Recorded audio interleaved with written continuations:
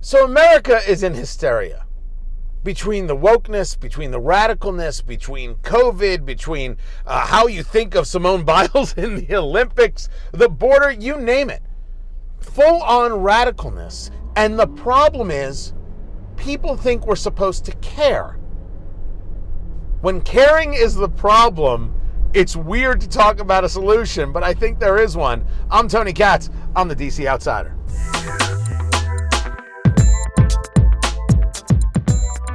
Now, I haven't figured out whether I say I'm the DC Outsider or this is the DC Outsider, but we'll go with it.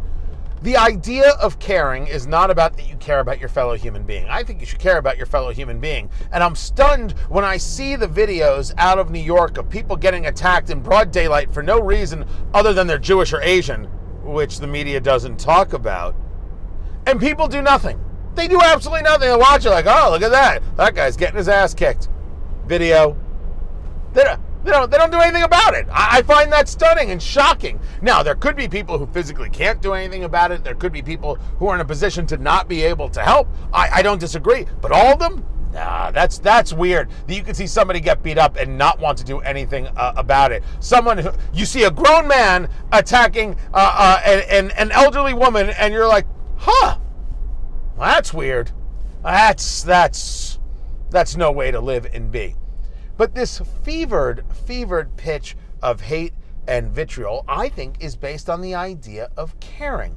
That we've set up this society where everybody says, this is the thing that's so offensive and you should care about it. And that thing changes not day to day, but hour to hour. It changes all the time. It's always morphing and moving. Always one more thing that you have to care about. I will give you an example, and this is an example of same-sex marriage, which can get a guy in trouble when they talk about it, but I never fear speaking about things honestly and clearly. Two people want to live their lives together. That's not my concern. But if you tell me that the purpose of legalizing same-sex marriage is because you're allowed to love who you love, I'll say to you, oh, okay.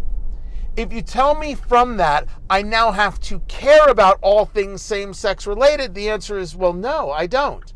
If a baker doesn't want to decorate a cake for a same-sex marriage, I don't want to have to care about that. I'm not offended by that. I don't want to have to be told, or I don't want to be told, that I have to feel a certain way because of it.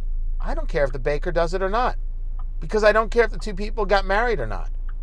Unless you're a friend of mine, I'm sorry, I'm not spending any time on it. I'm not angry with you if you're getting married. It's just I'm not going to spend any of my capital on it. My emotional capital. Those reserves are for very specific moments, like when Representative Ocasio-Cortez speaks and I have to cool myself down. It isn't for whether or not you decided to get into a relationship. I don't care about your gender reveal party. I got to admit, I do care a little bit when you tell me it's for a kid, because children are not allowed to decide their own gender, because if you allow that, it's child abuse and your child should be taken from you because you are unfit to be a parent. Oh, I told you we were going to get rough, but honesty allows for these kinds of things. You allow a child to determine their own gender, that's child abuse. Children aren't allowed to do that. That's why they're children. There's a difference between the child and the adult. We'll get into that subject on another video. But don't ask me to care about your gender reveal party. Also, don't ask me to care about the gender reveal of your child, where you have these weird events and you shoot off like fireworks, or there are balloons, or there's a cake and it's pink or it's blue. Do you know how weird the people look? We're like, what? I'm having a daughter. Oh man, I didn't want a daughter. I wanted a son. Daughters are smelly. Oh, this sucks. I can't believe I married you. It's so weird. And they don't... Three things. I just brought up three things in three different areas that I don't want to have to care about. Now, you could say, Tony, that makes you a terrible person. I don't think it makes me a terrible person. I do not care who is on the board of directors for Coca-Cola. I don't care. I do care that they want to lecture me about being too white. I think that's disgusting, and, people are going to have to find ways not to drink Coke, I guess. But I don't care who's on their board. Why would California want to mandate who's on a board? What is the idea that we're going to demand diversity if we're not if we're investors who want to demand profit. We have all seen black CEOs, Asian CEOs, Hispanic CEOs who do a tremendous, tremendous job. From the CEO of Goya to the late, great Herman Cain, who have done good work for their people. Oh, some people are going to argue, oh, this one did this and that one did that. Settle down. The argument is that the business can decide who they work with. When government decides, well, that's not fair, and we demand that you care, that's a problem. This forced caring is a problem, whether it comes from government or whether it comes from culture. It's not that you can't care, it's that people want to force you to care. There's an expression that goes along those lines. And forgive me, I'm actually forgetting the expression.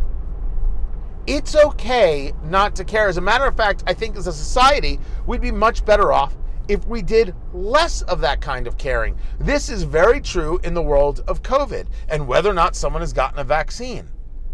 I don't care if you've gotten the vaccine. I don't. I mean, I'm not anti-vax. I'm fine with the vaccine. I don't think Pfizer is lying about its efficacy. I really don't. They're making big money off of it, and I think some people can ask some questions about that. But do you think Pfizer put the entire reputation of the company on the line and everything they do to have a vaccine that isn't real? I don't personally believe that. That's different than whether or not you have faith in the vaccine, because you're allowed to say, I don't, and I'm going to say, oh, okay. But if I get lectured about why you don't, and if you lecture me that people are stupid if they get the vaccine, I don't care. And if you lecture me why people must have the vaccine, and you tell me that people are stupid for not getting the vaccine, I'll tell you I don't care. People are grown-ups. They'll make the decisions that they want to make. Why am I forced to get involved in this? Why do you think you're allowed to force me to care one way or another? Now, when you talk about children getting the vaccine, then I care because I have children and I will not allow the government or anybody else to tell me what I do with my child. I'll make the decision. Me and me alone. Well, me and my wife. She's not here right now. I will make the decision. Not government. Not the school system. And not some damn fool on Twitter who thinks they're powerful from behind a keyboard. Part of removing these people who want to force caring from our lives is taking away from them the power. Delete and block, I think, are fantastic tools on social media and ones that we should really take advantage of. But this forced caring leads people down really dangerous roads, because not only does it get people to feel some level of shame like they have to do something, it empowers the people, these authoritarian fools, who now think to themselves, well, if I can make you care about this, maybe I can make you care about that, care about the other one, care about this. I should really keep hands on the wheel, don't you think? That's where the danger is. Forced caring is dangerous. And you should stop caring about whether or not I care. It doesn't matter. As long as I'm leaving you alone, and as long as we're all acting within the law, what's the argument? I gotta now proactively care? The celebrities do this all the time. You need to care about this. This matters. No, I don't. Do I really need to care whether or not Simone Biles participates in the Olympics? I don't. Simone Biles has never cared about anything I do or say in her entire life. And it's better that way. Isn't it better that way? Now, if I met Simone Biles and Simone Biles and I became friends, well, then I would care about her and she might care about me, and that would be great because you care about your friends.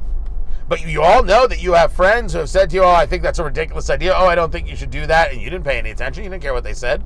And you've told friends, oh, I think that's a ridiculous idea. I don't think you should do that. And they didn't listen to you. Sometimes you don't care. It's all right.